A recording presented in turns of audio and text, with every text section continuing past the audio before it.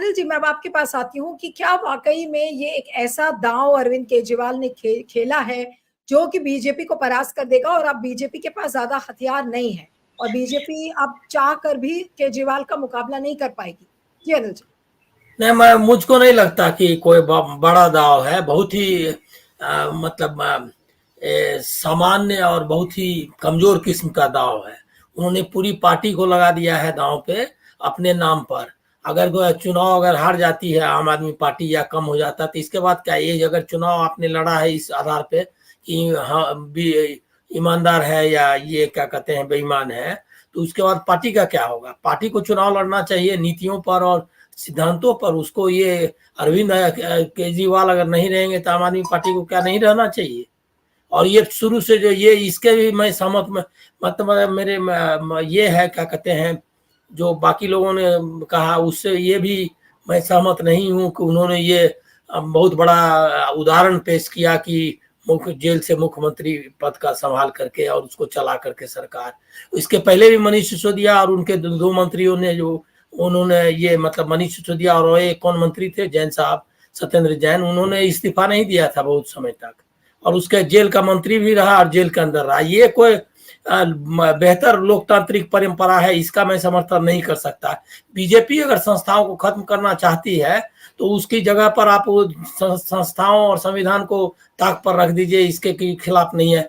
Jail में मंत्री का होना ये और मुख्यमंत्री का होना एकदम मतलब कानून तो क्या, सुप्रीम कोर्ट किस तरह के डिसीजंस ले रहा है और बुलडोजर चल रहा है देश में और उसके बाद उस पर कुछ नहीं कर पाया अभी तक। और उसके बारे में हम लोग बात करते हैं जैसे कि वही कस्टोडियन का जो उसको मैं तो ये मानता हूं कि सुप्रीम कोर्ट को जो कस्टोडियन ऑफ कॉन्स्टिट्यूशन का जो है मतलब दायित्व उसने निभाया नहीं 10 साल में। और सारे सारे मान लीजिए सील्ड कवर में खुद ही कहा कि सील्ड कवर में नहीं चाहिए। क्या क्या परंपरा है, इसलिए कोर्ट क्या कह रहा है उससे कोई मतलब नहीं। कोर्ट ने कुछ कहा भी नहीं है। उनका कहना है कि ये स्थिति कभी मतलब ऐसा संविधान में कुछ कानून में कहीं कहता नहीं है कि उनको क्या करना चाहिए। उस पर उसने कोई वर्डिक्ट नहीं दिया है कि वो सही कर रहे हैं क्या गलत कर रहे हैं। लेकिन ये जो है परंपरा कोई बेहतर नहीं है। मैं आपको एक उदाहरण दूंगा।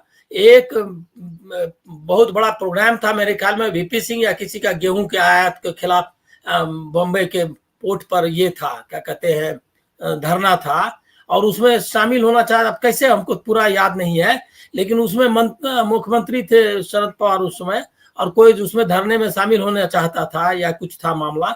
उन्होंने कहा कि आप मंत्री होकर के सरकार के चाहे यहाँ की सरकार हो वहां की सरकार हो आप बैठ नहीं सकते।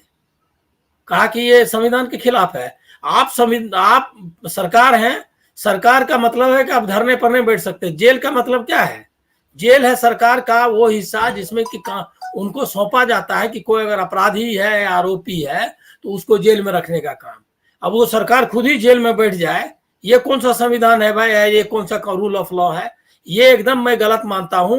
और उन्होंने गलत परंपरा डाली और इसलिए नहीं डाली कि वो बीजेपी से लड़ना चाहते थे। मनीष सिसोदिया को भी नहीं करने दिया इस्तीफा बहुत दिन तक और उसके बाद उनको भी नहीं किया। इसके पीछे एक ही रीजन था कि वो जो है वो जो उन्होंने रिजाइन नहीं किया क्योंकि उनको किसी पर भरोसा नहीं था और उसके बाद जो है वो दूसरे को सत्ता सौंप कर नहीं जाना चाहते थे। जो काम हेमंत सोरेन ने किया, हेमंत सोरेन ने कानून के दायरे में रखे, वो गया राज्यपाल के पास, एकदम संवैधानिक काम किया उस शख्स ने। और लड़ाई तो उनसे ज्यादा थोड़ी इन्होंने लड़ी है, पूरा मीडिया इनके साथ रहा है। 400 करोड़ या कितना इन्होंने एडवर्टीजमेंट के लिए खर्च किया था, वो आंकड़े आए थे इनके कार्यकाल में। आपको याद होगा कितना, अभी हम मेरे ध्यान में नहीं आ रहा है एग्जैक्टली। ये एडवर्टीजमेंट देने में, चैनल्स को देने में नंबर 1 मुख्यमंत्री या नंबर 2 जो भी है ये है जो कि इनको विज्ञापन देने वालों में से है। तो इसीलिए ऐसा कुछ नहीं है, सिर्फ सेल्फ प्रमोशन का मामला है। वहां पर हेमंत सोरेन ने क्या किया? हेमंत सोरेन गया, बोला मुख्यमंत्री होकर के जेल नहीं रह सकते, जेल है स्टेट डिपार्टमेंट का, हुआ है उसी का मुख्यमंत्री जेल में रहेगा। तो उसका क्या मतलब हुआ? तो उसने कहा क्या कि इसीलिए वहां गया, बोला कि हमको आप तब तक गिरफ्तार मत मानिए जब तक मैं रिजाइन नहीं करता हूं। वो जा करके रिजाइन किया, उसके बाद वो जेल गए। ये है कानून का की प्रक्रिया का पालन। और आज तो इनसे ज्यादा इनका केस तो अभी खत्म नहीं हुआ है। लेकिन उनका केस तो कहा कि इसमें कोई तथ्य नहीं है, हाईकोर्ट ने वहां के, मतलब वो एकदम आधारहीन है। ये यहाँ ऐसा नहीं, कुछ कोई जजमेंट नहीं ऐसा है कि लिकर केस ये है। तो ये एक मुद्दा है। दूसरा है कि सीएम कौन, एक तो चेहरा बनेगा बनाने के नाम पर, मतलब इसका मतलब कि अगर केजरीवाल, दिल्ली की जनता जिसकी पूरी संभावना है, क्योंकि जो रिजल्ट्स आए हैं इसके लोकसभा के ये में सारी परिस्थितियां वैसी ही है, तो आप जीत ही जाएंगे ये कहना मुश्किल है। तो अगर हार गया तो हार गई पार्टी तो क्या खत्म कर दीजिएगा, क्योंकि केजरीवाल तो ईमानदार नहीं रहे, तो अब क्या ये होगा। आपको प्रोग्राम पे जाना चाहिए, आपको नीतियों पर जाना चाहिए। एक तो ये मुद्दा है। दूसरा है क्या कि ये सवाल क्या उठता है कि कौन बनेगा। मेरी पूरी राय, मतलब मैं कन्विंस्ड हूं इस शख्स का, जितना ये मैंने आज तक इनका जो पॉलिटिकल रीडिंग की है उसमें ये है कि मैं नहीं तो कोई नहीं, ये क्लियर है। इसीलिए ये दूसरे किसी के हाथ में चाबी नहीं देंगे। ये मतलब मैं ये नहीं कह सकता कि लिख कर ले लीजिए, क्योंकि ये शख्स बहुत, मतलब हिंदुस्तान की राजनीति, मैंने भी 40 साल पत्रकारिता की है, एक एक्टिव जर्नलिज्म, कोई दूसरा काम नहीं किया। रिटायर हुआ, एक्सटेंशन के साथ रिटायर हुआ। इसीलिए ये मुझको पूरा, मतलब ऐसा तेज आदमी, शातिर खिलाड़ी राजनीति में मैंने आज तक नहीं देखा है। ये मैं आपको ऑन रिकॉर्ड कहना चाहता हूं।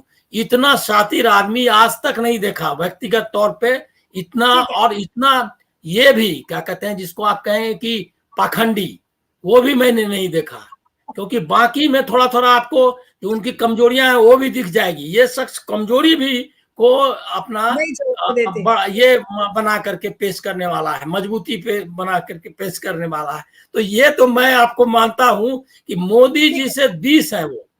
आप देखिए ऑथोरिटेरियनिज्म में भी कोई आदमी, आम आदमी पार्टी का, जिसको कुछ भी पता होगा, जो थोड़ी बहुत भी, हम ज्यादा नहीं, हम तो लंबे समय से बाहर हैं, मतलब है ही नहीं पत्रकारिता में, एक तरह से मानिए। लेकिन मैं आपको बताता हूं, एक डिसीजन मतलब एक का मतलब आप समझे कि मोहल्ला में अगर किसी को मोहल्ला क्लिनिक खोलना है या किसी स्कूल का ये करना है, मनीष सिसोदिया को थोड़ा बहुत जो ऑटोनॉमी है, थोड़ी बहुत की कुछ निर्णय वो ले सकते हैं इनके बिहाफ में, इसके अलावा कोई कुछ नहीं कर सकता। पूरी पार्टी में नीचे से लेकर के ऊपर तक ये शख्स खुद ही निर्णय करता है।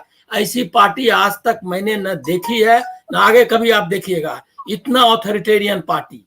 तो इसीलिए किसी दूसरे के हाथ में चाबी देंगे पक्का नहीं है। सुनीता केजरीवाल के नाम पर आप एकदम समझ लीजिए कि मैं अभी भी कन्विंस्ड हूं कि ये शख्स, अगर महिलाओं को मैं किसी को बनाना है तो सुनीता केजरीवाल आतिशी नहीं बनेंगी। ठीक है, ठीक है। और भारद्वाज भी नहीं बनने वाला है, बाकी कोई भी नहीं, ये पक्का जान लीजिए। ठीक है।